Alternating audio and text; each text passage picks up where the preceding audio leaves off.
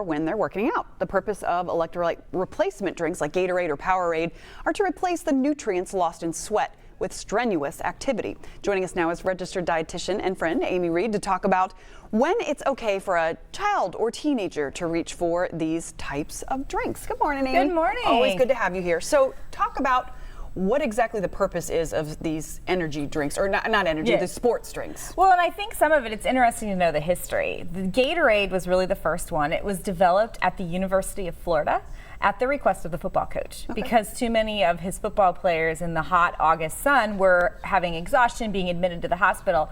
And so this drink was designed by physicians there based on the contents of our sweat, because they figured we're losing sweat. That's what these individuals are suffering from. They're suffering from electrolyte loss from sweat. Okay. So they're designed for a specific purpose. Sweat has 111 milligrams of sodium per 8 ounces and 38 milligrams of potassium per 8 ounces. So whenever you're choosing an electrolyte replacement drink, first of all, you use it if you're going to have an hour or more of strenuous activity. So a rec soccer game for like 4-year-olds, it's 30 minutes, not probably we don't need it then. No. Okay. But these football players that are going back to high school football now, having 2-a-days, cross-country practices that last over an hour, tennis practices that are lasting a couple hours. In the hot sun, that is an appropriate use of them.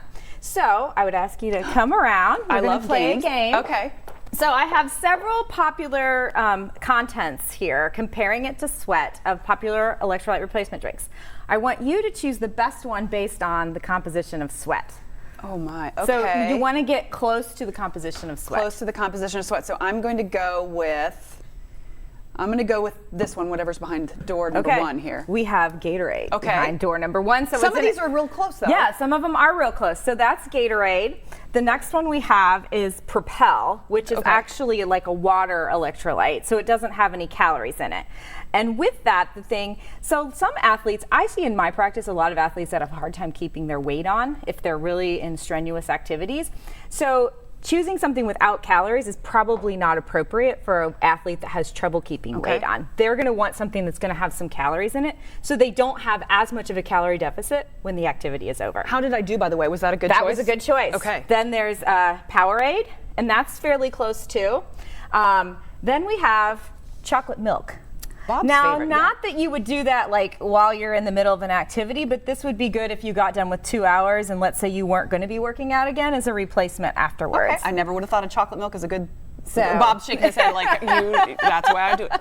So, and then this is one that's very popular now. It only has 20 milligrams of sodium per 8 ounces and 350 milligrams of potassium. So high on potassium but low on sodium, but very popular. It's Body Armor. Body Armor. You see a lot of it on like professional sports athletes doing it. I've seen it in a lot of championships, and I've kind of always wondered to myself, but it doesn't necessarily match sweat. My son actually prefers Body Armor, and I make him eat pretzels with it to increase the sodium. Now, we don't have a lot of time left. We have about maybe 30 seconds or so. So quickly tell us how we make our own. So this is a homemade one. So I started with some hot water. So you need to pour an 1/8 teaspoon of salt into the hot water that's already in there. Salt. And 2 teaspoons of sugar. Just regular sugar? Yep. And then there's 6 ounces of pomegranate juice right there. You could use a cherry blend, a fruit punch, anything like that.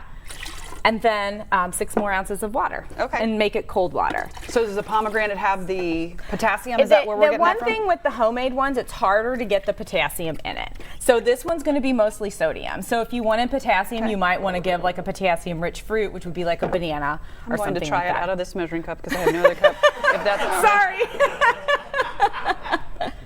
Okay, you know what? It tastes like Gatorade. It tastes exactly like Gatorade. That's a great tip for us to make it at home. And you can skip all some of the other ingredients that are in there. Okay.